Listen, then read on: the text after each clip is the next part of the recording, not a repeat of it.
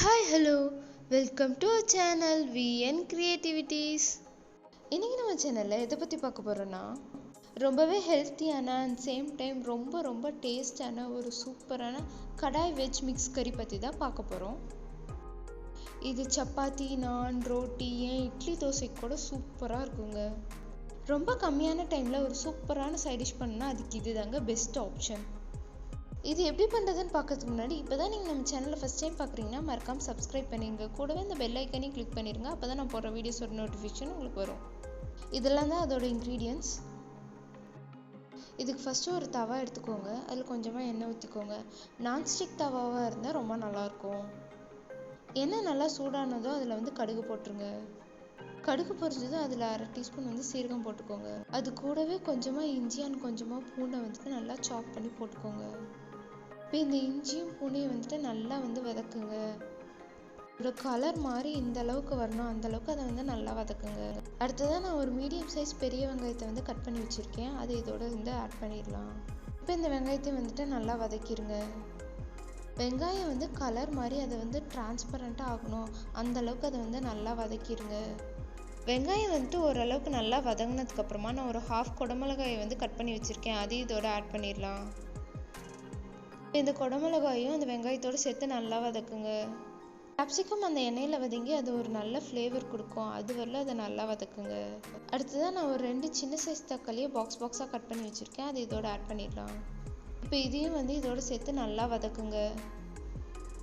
நம்ம எப்பயுமே வெங்காயம் கம்மியாகவும் தக்காளி அதிகமாகவும் போடுவோம். ஆனால் இந்த டிஷ்க்கு வெங்காயம் அதிகமாகவும் தக்காளி கம்மியாகவும் இருக்கணும். அப்போ தான் இது நல்லாயிருக்கும். அடுத்ததான் இந்த தக்காளி வதங்கிறதுக்கு தேவையான அளவு உப்பு சேர்த்துக்கலாம். தக்காளி லைட்டாக வதங்கினதுமே இது கூட ஒரு 1/4 டீஸ்பூன் மஞ்சள்தூள் சேர்த்துக்கலாம். அடுத்து ஒரு 1/2 டீஸ்பூன் மிளகாய்த்தூள் சேர்த்துக்கலாம். இப்போ இது எல்லாத்தையும் சேர்த்து நல்லா வதக்குங்க. மிளகாய்த்தூள் நீங்கள் உங்கள் காரத்துக்கு ஏற்ப கூடவோ குறைச்சோ போட்டுக்கோங்க. அடுத்ததாக இது கூட நான் 1 டீஸ்பூன் கரம் மசாலா சேர்த்துருக்கேன். இப்போ இதையும் சேர்த்து நல்லா வதக்குங்க. இதோட பச்சை வாசம்லாம் போகிற அளவுக்கு நல்லா வதக்குங்க. மசாலா பொருள் சேர்த்ததுக்கு அப்புறமா அடுப்பை லோ ஃப்ளேமில் வச்சுருங்க. அப்போ தான் அது சீக்கிரம் அடி பிடிக்காது. நீங்கள் நான்ஸ்டிக் பாத்திரம் இல்லாமல் நார்மல் பாத்திரத்தில் செய்கிறீங்கன்னா மசாலா பொருள் போடுறதுக்கு முன்னாடியே அடுப்பை லோ ஃப்ளேமில் வச்சுருங்க. இதில் பாருங்கள், மசாலாலாம் நல்லா வதங்கி எண்ணெய் பிரிஞ்சு வர ஆரம்பிச்சிருச்சு. இப்போ இது கூட நான் காய்கறிகள் சேர்க்குறேன். நான் இங்கே பீன்ஸ், கேரட் சேர்த்துருக்கேன். உங்களுக்கு வேணுன்னா நீங்கள் உருளைக்கிழங்கு, காலிஃப்ளவர் இந்த மாதிரி உங்ககிட்ட என்ன வெஜிடபிள்ஸ் இருக்கோ அதை நீங்கள் சேர்த்துடலாம். இப்போ இந்த காய்கறிகளில் இந்த மசாலாவில் நல்லா கோட் ஆகிற மாதிரி நல்லா எல்லா பக்கமும் போட்டு பெரட்டி எடுங்க. இந்த காய்கறியெல்லாம் இந்த மசாலாவிலே இந்த எண்ணெயில் கொஞ்சம் நேரம் நல்லா வதங்கணும். அடுத்ததாக இது கூட நான் கொஞ்சமாக பச்சை பட்டாணி உரிச்சு வச்சுருக்கேன். அதை இதோட ஆட் பண்ணிக்கிறேன்.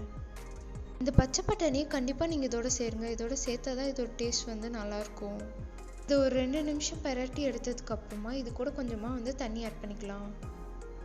தண்ணி ஊற்றுனதுக்கப்புறம் அதை நல்லா மிக்ஸ் பண்ணி விட்டுருங்க. அடுத்ததாக இது கூட நான் ஒரு 3/4 டீஸ்பூன் கொத்தமல்லி தூள் போட்டிருக்கேன். இப்போ இதையும் நல்லா கலந்து விட்டுடலாம். அடுத்ததாக இந்த டிஷ்ஷுக்கு தேவையான அளவு உப்பு சேர்த்துடலாம். நம்ம ஏற்கனவே தக்காளி வதங்க உப்பு போட்டிருக்கனால இப்போ உப்பு பார்த்து போடுங்க. இப்போ இதை ஒரு 5 நிமிஷம் நல்லா மூடி போட்டு வேக வச்சிடலாம். 5 நிமிஷம் ஆயிடுச்சு. இப்போ இது நல்லா வெந்துருச்சு. இப்போ நான் ஒரு பவுலில் 1 டீஸ்பூன் கார்ன்ஃப்ளவர் போட்டு அதை தண்ணி ஊற்றி கரைச்சி வச்சுருக்கேன். இதை இப்போ நம்ம குழம்புல ஆட் பண்ணிடலாம். ஆட் பண்ணி அதை நல்லா மிக்ஸ் பண்ணி விட்டுருங்க.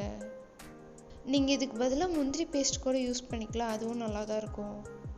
இதை ஆட் பண்ணிட்டு நல்லா 2 நிமிஷம் கொதிக்க விடுங்க.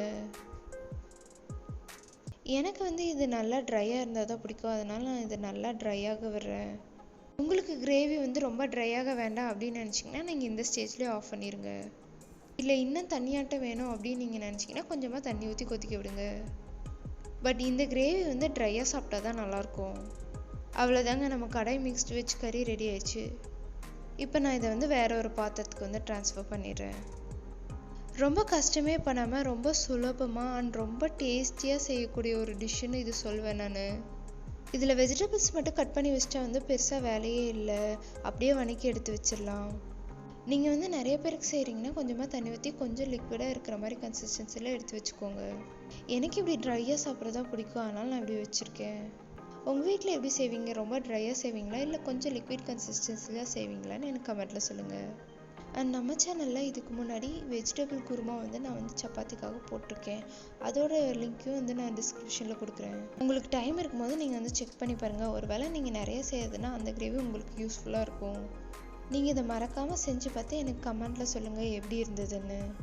நீங்கள் இது ரிலேட்டடான ஃபீட்பேக்ஸை வந்து எனக்கு கொடுத்தீங்கன்னா தான் நான் அடுத்த வீடியோவில் போடும்போது எனக்கு வந்து ஹெல்ப்ஃபுல்லாக இருக்கும். ஸோ உங்களோட ஃபீட்பேக்ஸ் அண்ட் ரெக்கமெண்டேஷன்ஸை வந்து எனக்கு வந்து கமெண்ட்டில் கொடுங்க.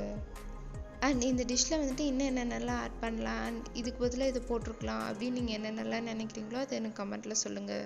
இந்த வீடியோ உங்களுக்கு பிடிச்சதுன்னா லைக் பண்ணுங்கள், ஷேர் பண்ணுங்கள், கமெண்ட் பண்ணுங்கள், மறக்காமல் சப்ஸ்கிரைப் பண்ணிடுங்க. தேங்க்யூ ஃபார் வாட்சிங்.